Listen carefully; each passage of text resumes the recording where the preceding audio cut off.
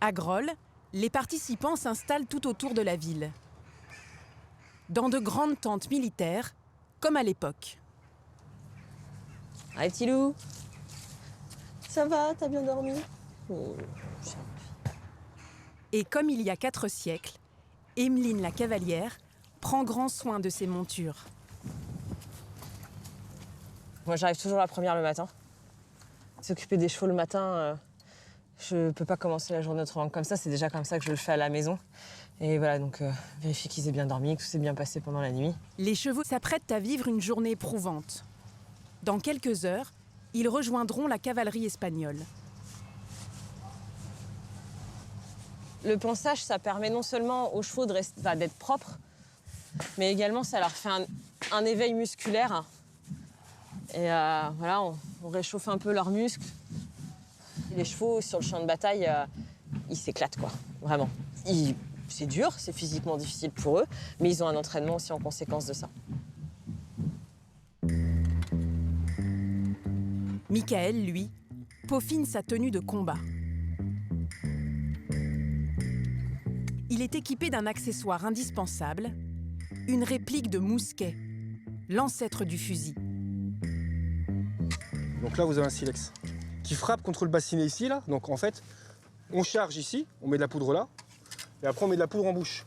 Quand on tire, le silex frappe là-dessus, ça crée l'étincelle, ça met le feu au bassinet, qui est relié avec une petite lumière, un trou dans le canon, et là le projectile part. Lors des reconstitutions, les armes ne sont pas chargées et les épées sont émoussées.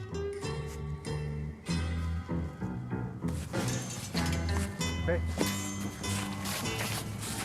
On fait semblant. En fait, on reconstitue l'attitude, simplement.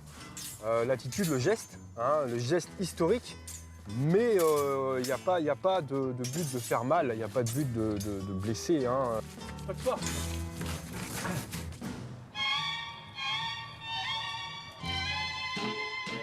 Reproduire le geste historique jusque dans les moindres détails.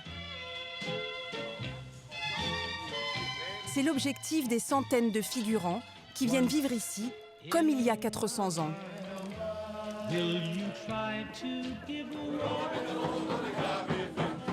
Pour Emmeline, cet événement est incontournable.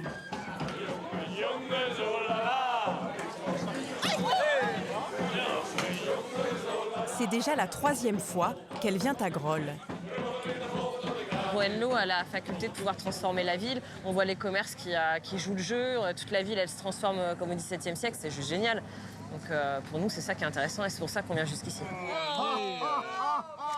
Le souci de réalisme va même très loin.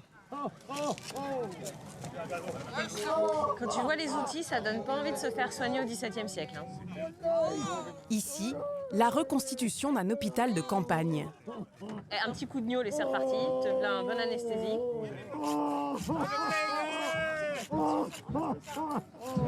Bon, bah ils ont fait ça bien.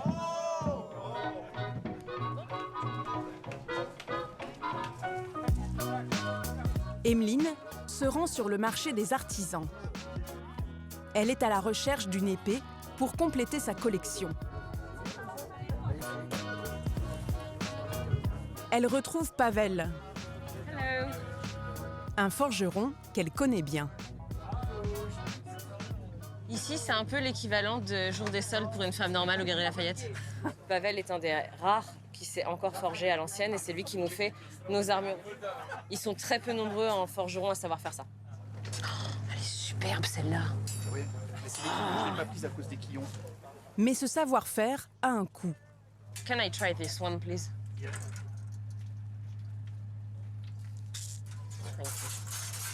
Elle me plaît parce que déjà, quand je l'ai dans la main, elle est légère. Elle va bien protéger ma main et l'équilibre. En fait, elle est facile à manier. Donc, pour moi, sur le champ de bataille, c'est ce que je vais chercher. How much is this one? Emmeline finit par craquer pour un modèle à 320 €. See you tomorrow. Pour ces passionnés, la recherche d'authenticité n'a pas de prix. Ok, là pour mon cheval. Mais la reconstitution a aussi ses limites. Surtout pour une femme. J'essaye de me transformer. Parce que les femmes, elles pouvaient pas combattre sur un champ de bataille. Et à l'époque, non, j'aurais pas supporté être une femme. Rester au fourneau, à faire de la broderie, bon. Non, merci.